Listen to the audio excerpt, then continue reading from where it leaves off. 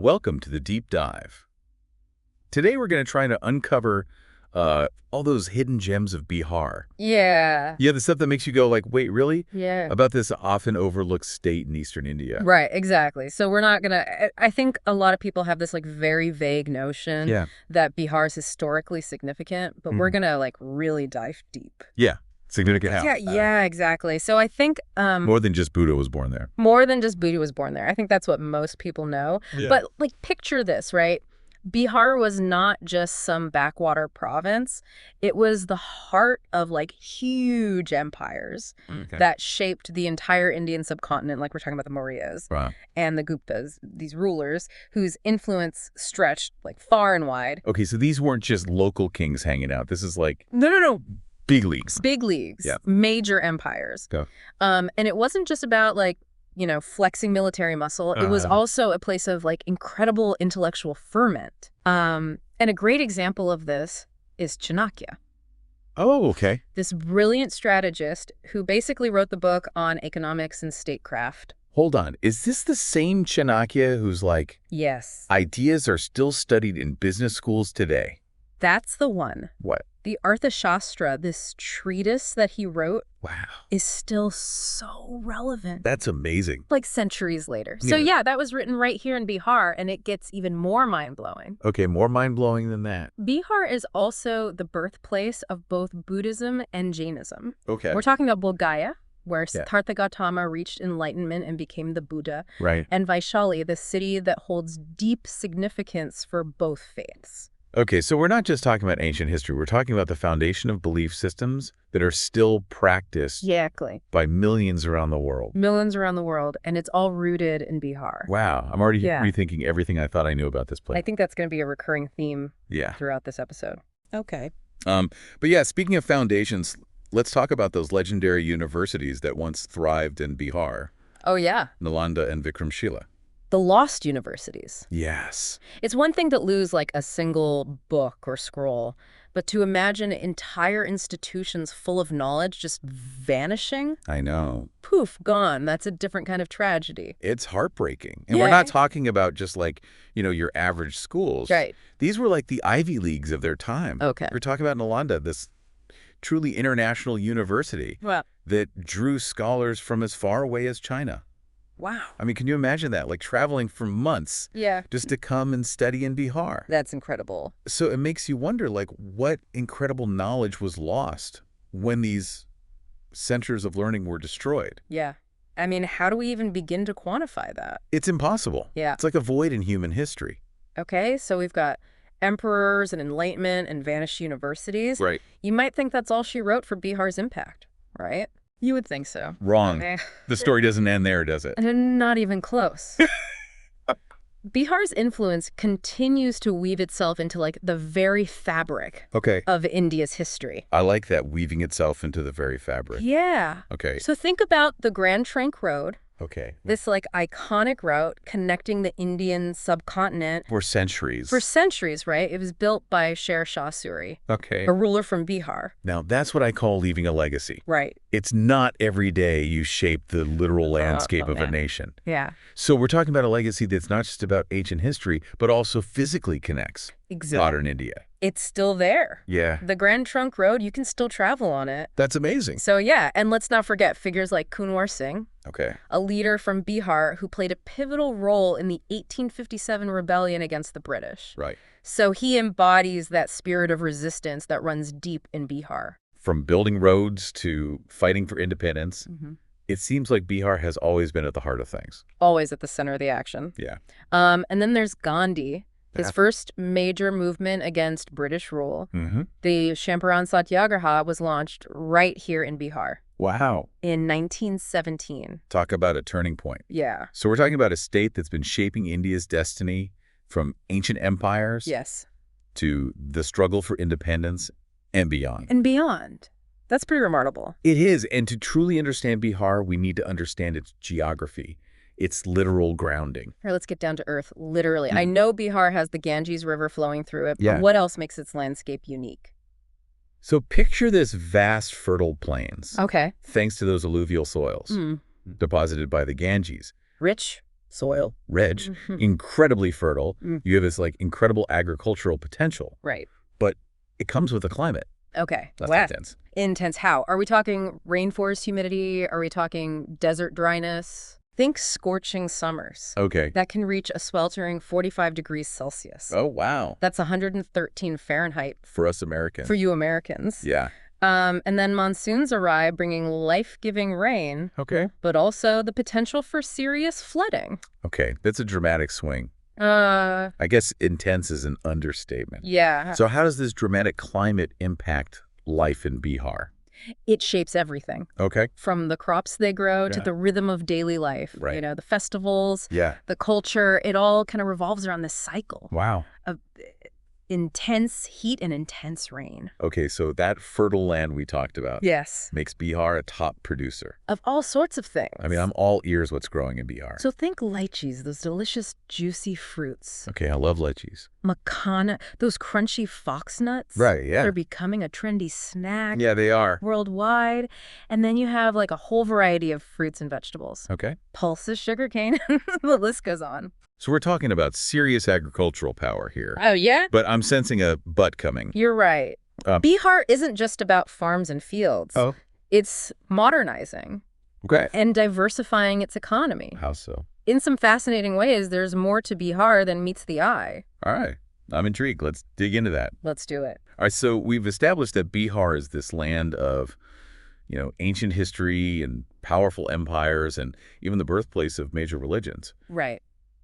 But it's also modernizing its economy. Yeah, exactly. And it's not just happening by chance, you know. There's a real push to make Bihar a player in some of these growing industries. Like what kind of industries? Well, we talked about food processing, which makes total sense given all that agricultural bounty. Yeah, totally. But there's also this whole tech scene emerging. Really? Tech in Bihar? That's not something you hear about every day. I know, right? But those IT hubs we mentioned earlier, those aren't just some random phenomenon. There's a deliberate strategy behind this shift, a drive to position Bihar as like a rising tech center in India. Okay, so it's not just about agriculture anymore. What's fueling this tech-driven transformation in Bihar? Well, a few key factors are at play. Okay, lay it on me. First, you have this young population that's increasingly educated, right?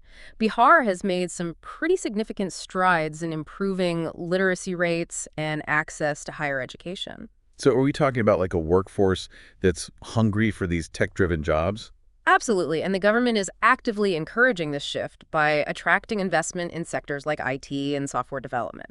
Okay, so how do they actually do that? How do you attract those kinds of companies? Well, they're offering incentives, setting up special economic zones, think areas with tax breaks and streamlined regulations specifically to attract these tech companies. So they're not just waiting for things to happen. They're actually like cultivating this new tech scene. Exactly. It's very proactive. That's impressive. It is. And it's not just about building shiny new offices either. They're investing in digital infrastructure, improving internet connectivity, all the things that are essential. The foundation. Yes, the foundation for a thriving tech sector. So it's like a holistic approach. Yeah. And what about the food processing industry you mentioned that has potential as well? Oh, huge potential. Okay. It's a natural fit for Bihar. You know, they have this abundance of agricultural produce and fruits, vegetables, grains, all that stuff. Wow, that good stuff. Instead of just exporting those raw materials, you know, they can process them, package them, turn those products into higher value goods.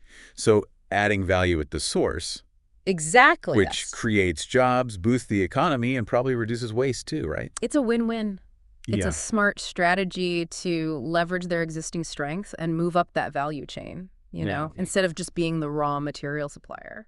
Makes sense. They're building on their agricultural heritage, but also embracing new opportunities. Yeah. It's like a blend of tradition and innovation. I like that. That's a great way to put it. Now let's shift gears a bit and talk about the social fabric of Bihar.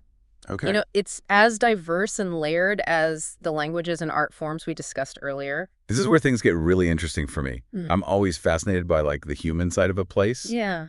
What makes Bihar's social landscape unique? Well, you know, Bihar has this complex social structure that's been shaped by, you know, factors like caste, religion, regional identities, all of those things kind of come together. So how does that play out in everyday life? I mean, I know we've talked about how diverse India is, but sometimes it's hard to really grasp how those differences actually manifest. It's true. It's a lot to unpack. Yeah. But I think one of the things that's important to understand about Bihar is that the caste system, while officially abolished, unfortunately, still influences many aspects of life. That's something I've always found hard to grasp. Yeah. How does the caste system actually play out, in everyday life for people? Well, it can impact social interactions, access to resources, even political dynamics. Yeah. It's deeply rooted, intertwined with factors like poverty, land ownership. All of these things kind of get tangled up together. So it's not just a simple problem with like an easy solution. Yeah. It's about understanding the historical context and then also the present-day reality. Exactly. It's recognizing those complexities and the nuances of Bihar's social fabric. Right. And this is an essential part of understanding the state's overall development journey. Okay, so we've got economics, we've got social dynamics. Yeah. What about politics? Yeah. Bihar has a reputation for being, shall we say, politically vibrant. That's one way to put it. So spill the tea. What's going on in the political landscape of Bihar? Buckle up, because Bihar's political landscape is dynamic, to say the least. Okay. It's known for, passionate voters, powerful regional parties, and, let's be honest, sometimes a little bit of drama. A little bit of drama. Oh. Now you've got me intrigued. Well, political alliances are constantly shifting, personalities clash, and elections are often fiercely contested, So it's not for the faint of heart. No, it's a state where every vote truly counts, and politicians know that. So it's a highly engaged electorate. Absolutely. People in Bihar take their politics seriously, they follow the news, they debate issues, and they turn out to vote in large numbers. That's actually quite impressive. It shows that people feel like their voices matter, that they have a stake in the system. Right. And that level of engagement keeps politicians accountable. They can't afford to become complacent. So it's a constant back and forth between the people and their elected representatives. Exactly. It's a very dynamic and responsive political environment. Okay, so we have this lively political scene, a changing economy, and a complex social fabric. How does all this come together in Bihar's overall development? That's the million-dollar question, isn't it? It is. I mean, Bihar certainly faces its share of challenges.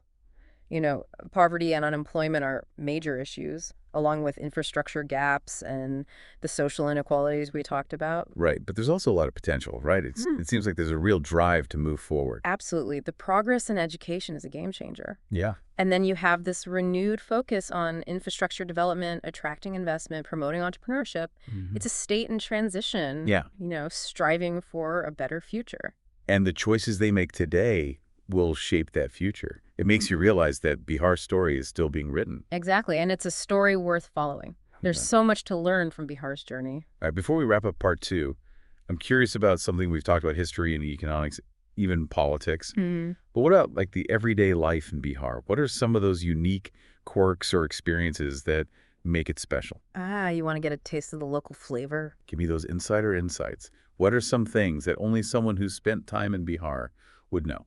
Okay, first things first, the chai. Okay. Bihar has this unique way of making chai, often using clay pots called kulhars. Okay. And it adds this special earthy flavor to the tea.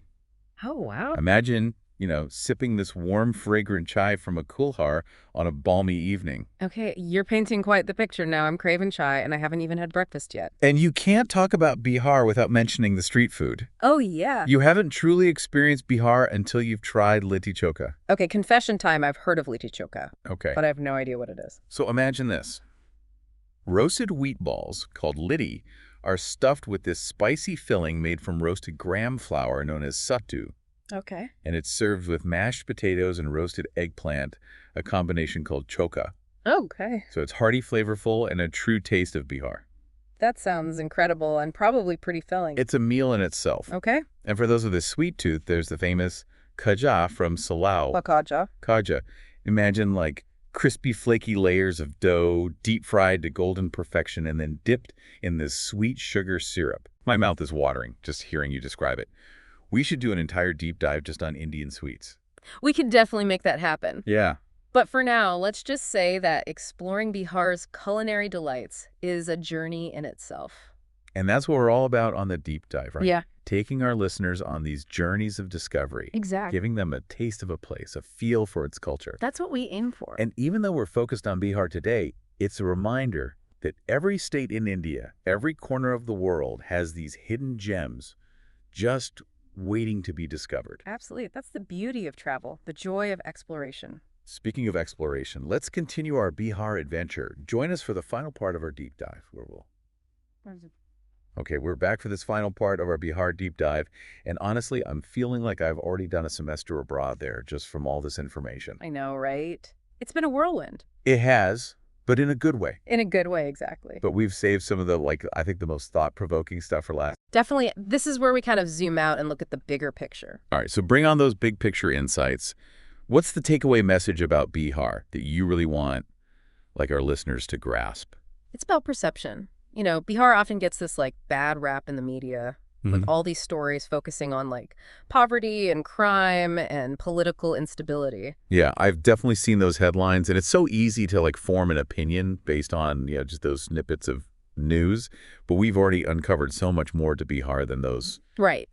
simplistic narratives. Exactly. Those headlines, they don't capture the incredible resilience of the people, the cultural richness, the entrepreneurial spirit that we've been talking about. It's like looking at a single brushstroke and missing the entire masterpiece. That's a great analogy.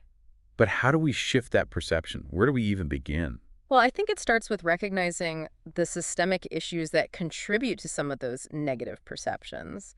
You know, poverty, lack of opportunities, historical inequalities. These are complex problems that require nuanced solutions, not just quick fixes. So it's not about ignoring the challenges, but it's about understanding the context, the deeper roots of these issues. Exactly. And it's also about recognizing that Bihar is making progress. You know, the improvements in education, the diversification of the economy, the focus on infrastructure development. These are all significant steps in the right direction. So it's a story of both challenges and progress. A reminder that real change takes time, sustained effort, and a multifaceted approach. No easy solutions. No silver bullets. Right. It's long game. And it's a story that's relevant not just to Bihar, but to many parts of India and even the world, facing similar issues. Absolutely. It's all interconnected. Yeah. You know, the lessons learned in Bihar, the successes, even the failures can inform development strategies in other regions. That's what I love about these deep dives. We start with a specific place, but we end up exploring these universal themes, these global connections. Yeah, it's all part of the same human story. I'm starting to see Bihar in a whole new light, not just as a state on the map, but as this microcosm of the challenges and opportunities that India as a whole is grappling with. Exactly, and that's a powerful insight. It's about understanding that progress in one region can have this ripple effect, inspiring and informing change elsewhere. So it's not just about Bihar. It's about recognizing that potential that exists within every community, every individual, to contribute to positive change. Beautifully put. And that sense of possibility, spirit of resilience and innovation, is something I really hope our listeners take away from this deep dive. This has been such an eye-opening journey. So as we wrap up our Bihar adventure, what's the one thing you want our listeners to remember about Bihar? I want them to remember that Bihar is a land of contrasts, a place where ancient history meets modern aspirations, where challenges coexist with this incredible resilience. It's a state that deserves our attention, our understanding, and yes, even our admiration. Well said. And for me, the biggest takeaway is that there's always more to learn, more to explore, and more to appreciate about India's just incredible diversity. Couldn't agree more. So, dear listeners, we hope this deep dive has sparked your curiosity about Bihar. Go forth, do your own research, maybe even plan that trip. And remember, the world is full of fascinating stories waiting to be uncovered. Until next time, happy exploring.